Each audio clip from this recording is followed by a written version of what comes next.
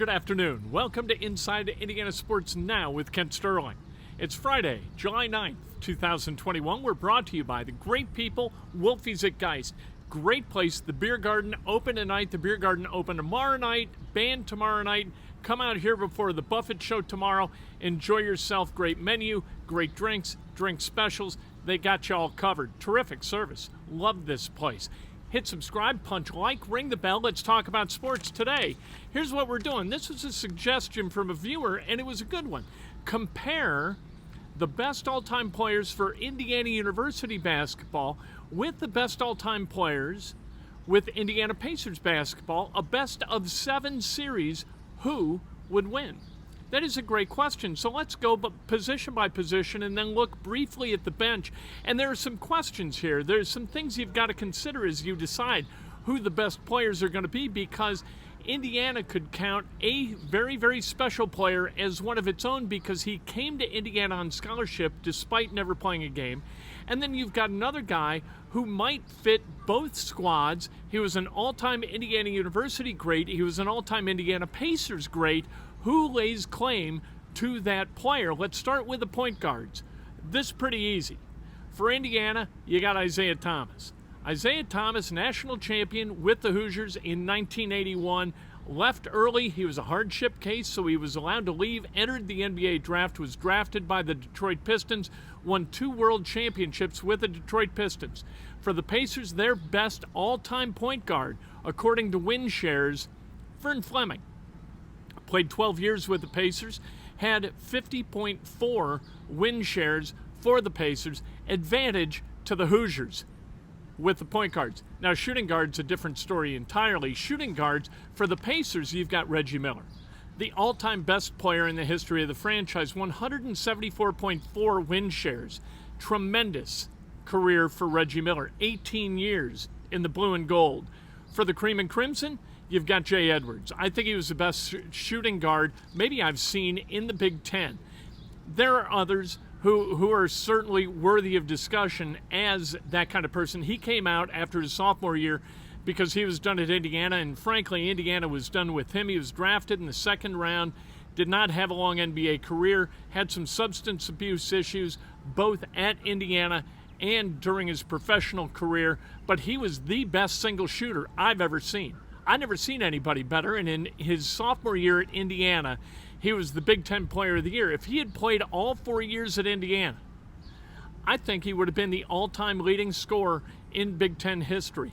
Like I said, an incredible shooter as a freshman, better than 50% from beyond the arc. As a sophomore, just under 50%. Jay Edwards was awesome. Advantage, and even if you go deeper than that at the 2 position for Indiana, if you take a guy, let's say Randy Whitman. Randy Whitman was really good, but Reggie Miller a better player. No matter who you install at the 2 for Indiana, the Pacers have the advantage. So, 1 position apiece, 1 to the Hoosiers with Isaiah Thomas, 1 to the Pacers with Reggie Miller. Now, small forward, things get a little bit complicated because Larry Bird came to Indiana to play basketball, showed up on campus, became a student, and then left. He was not treated well, reportedly, by some of the people on the Indiana roster, so he left Indiana, went back to Orange County, and then was recruited by Bill Hodges to come to Indiana State and play for the Sycamores, where he became a consensus All-American and one of the greats in the history of basketball. Can Indiana lay claim to Larry Bird? If not, I think you go with Calbert Cheaney at the 3. Calbert Cheaney, a tremendous basketball player, the all-time leading scorer in Big Ten history, an incredible mid-range shooter, a good finisher at the rim, a terrific defender, one of the best players in Indiana basketball history. So at the 3, you've either got Bird or Cheaney. Now for the Pacers, it gets a little bit sticky too, because if we're going to keep this just to the NBA era with the Pacers, Roger Brown isn't a part of it, but Roger Brown, I think without question, was the best 3 in the history of this franchise if you talk to the old-timers who saw the ABA Pacers. Otherwise, you've got Danny Granger, who spent 9 years with the Pacers, or Paul George, who was here for 7 years. You got to go with one of those 3. I would go with Roger Brown. If you're going to compare Roger Brown to Calbert Cheaney, advantage Roger Brown. If you're going to compare Roger Brown with Larry Bird, I'm going with Larry Bird. So we'll come back to that because I think it's going to be instrumental in deciding who's going to win this 7-game series and by how much. At power forward with the Hoosiers, he played 1 year in Bloomington. Out of Washington High School, George Mcginnis was awesome for Indiana at the 4. As a freshman in the Big Ten, he averaged 30 and 14. He scored 719 points as a freshman at Indiana. Again, if he plays all 4 years, there is no way he is not the all-time leading scorer in the Big Ten.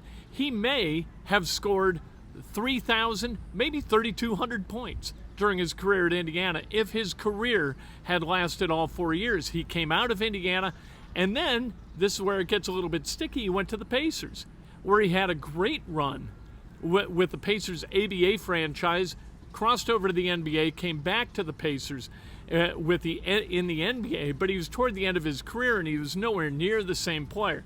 So there's George Mcginnis. If George Mcginnis if he's not allowed to slide over to the Pacers, you've got Dale Davis. Dale Davis was no slouch, played for the Pacers for 10 years, had a win share number of 58.4, which I think is good for third in franchise history behind Reggie Miller and Roger Brown. Dale Davis was terrific. Not a great scorer, but a wonderful rebounder and a terrific defender who, when he got off the team bus, if you were an opponent and you looked, you were like, oh, we got to play against that guy.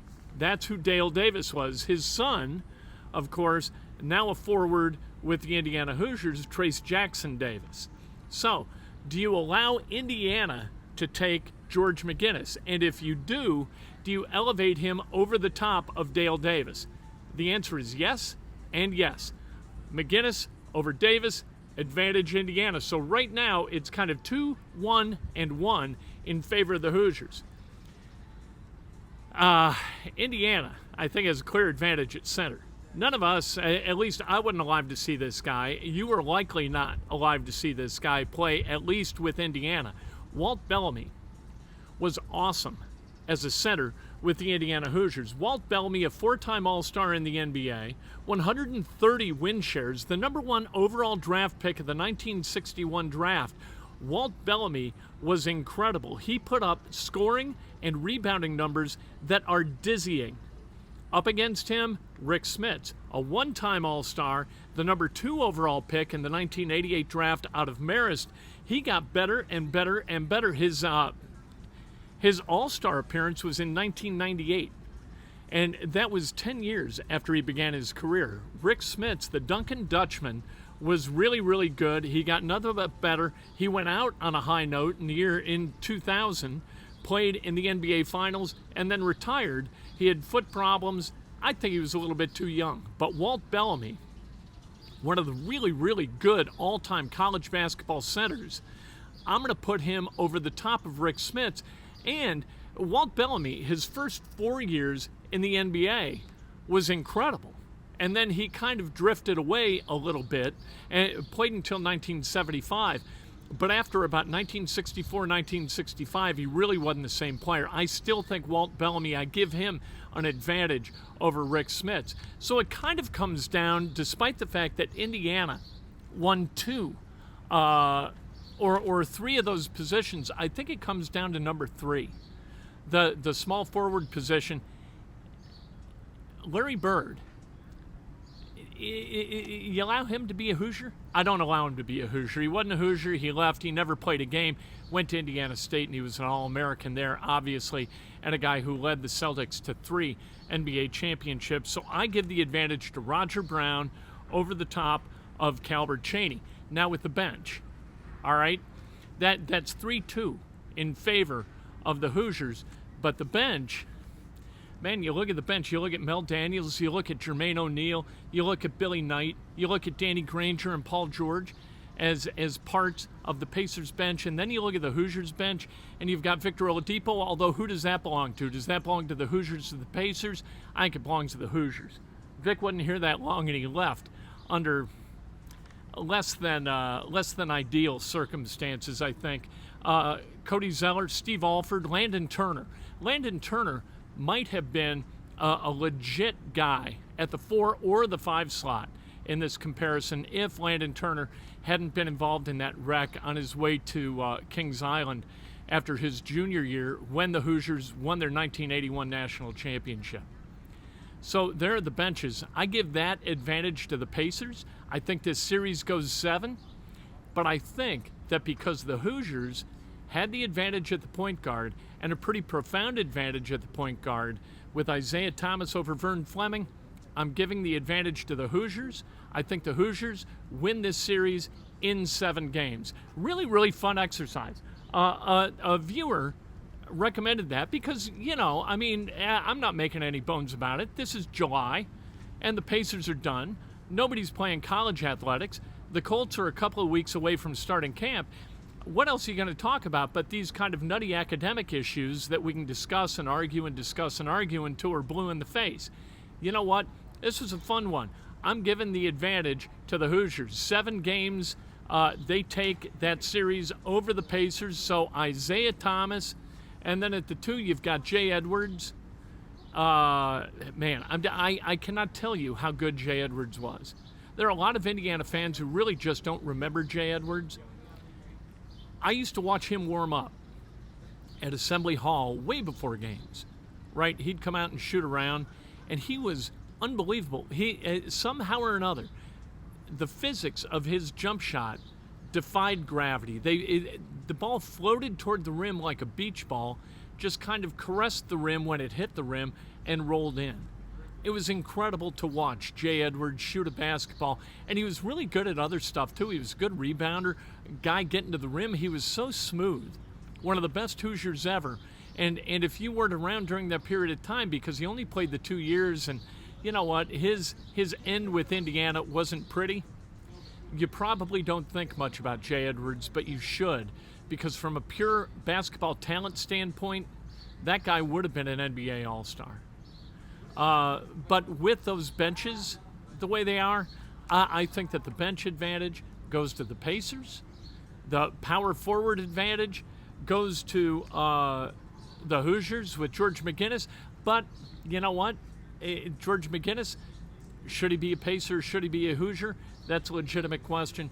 And the center position, we're going back. We're digging into the Wayback Machine, the time machine, to elevate Walt Bellamy over Rick Schmitz. So maybe it's because I've never worked for the Pacers, but I was a student at Indiana Graduate and consider myself an alum of Indiana University. You know what? There you go. I'm going to go ahead and claim Indiana as the winner in this series 4-3. Breakfast with Kent, bright and early Monday morning at 8 o'clock right here. And I cannot wait to talk to you then. Good weekend ahead. Jimmy Buffett concert, the first live music out at the Ruoff Music Center in almost 2 years. That's tomorrow night. Come out here to Wolfie's at Geist. Enjoy yourself prior to the show and then head out, do some tailgating, and be a reasonable person. Anytime you talk to anybody who works concessions at Ruoff, and like I have these conversations with people, I ask, okay, best crowd, worst crowd. Ask anybody, worst crowd, most belligerent crowd. The Buffett Show always comes back as the answer. Let's see if we can't elevate the level of behavior out at Ruoff tomorrow night for Jimmy Buffett instead of give concessionaires an opportunity to kind of rag us as being jerks. All right, let's have some fun. Margaritaville doesn't have to be a place where people are churlish and ridiculous. It can be a place where people lift each other rather than pull each other down. Let's go. Let's have some fun out there tomorrow night, though.